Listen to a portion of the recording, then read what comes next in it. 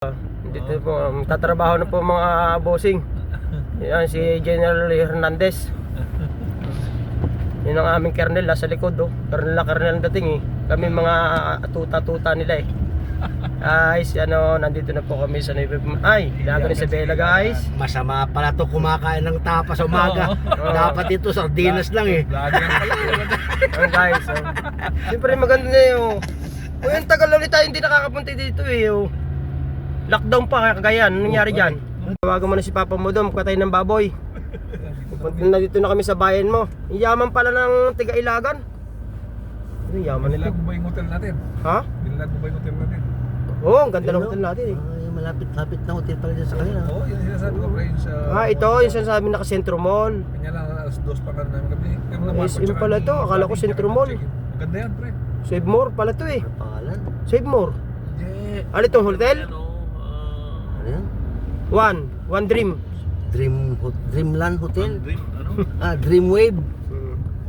Dreamwave Hotel. Sulong pa, City of Ilagan. Dito may upuan ditong malaki eh. Ayan o, nakaupo. Sa gilid. May upuan dyan malaki eh.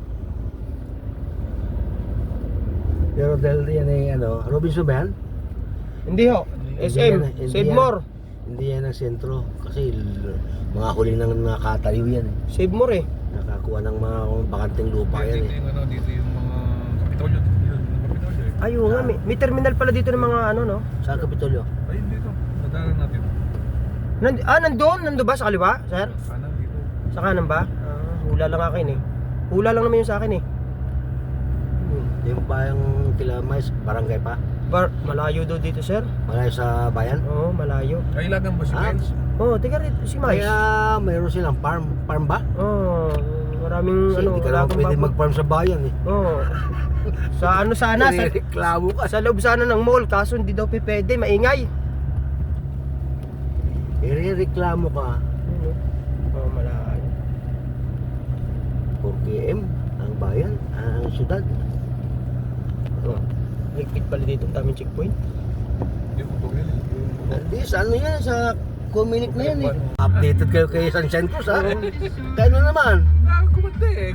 Ayan, nandito guys ang upuan na malaki. Yan, may upuan dyan malaki, no? Dyan, ewan ko kung nandyan pa. Meron dyan, may upuan malaki dyan. Ano? Yaman itong ilagan ha.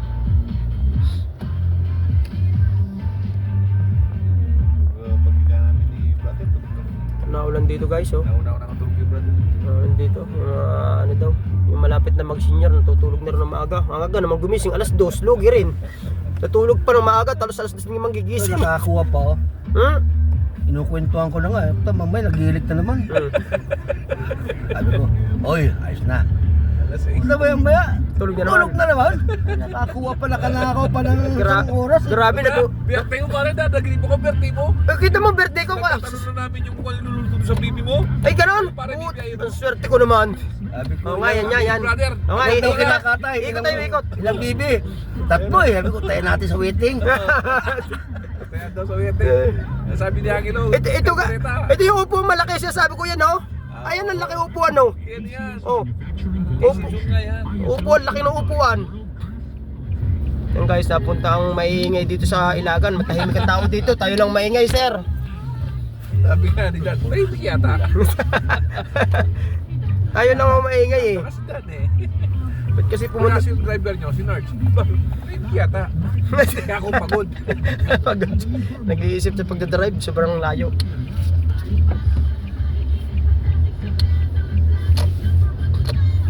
Yan guys, oh.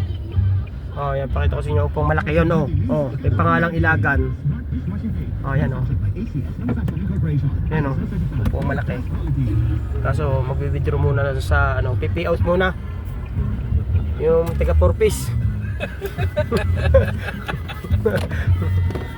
Sir, yan, konti lang ha, yung tama lang sa wallet ha, huwag niyong paawasin. Bababa yung aming pinaka-bossing.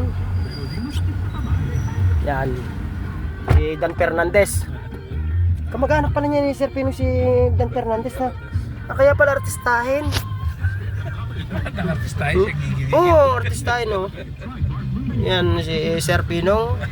Kamag-anak niya si Dan Fernandez. Kaya pala si Sir Pinong sabi ko nakahawak kay Dan Fernandez. Dapat pala kinuha si Sir Pinong dati nung pelikula, no? Ginawa ko sa kanda. Ha? Sa bayan nila.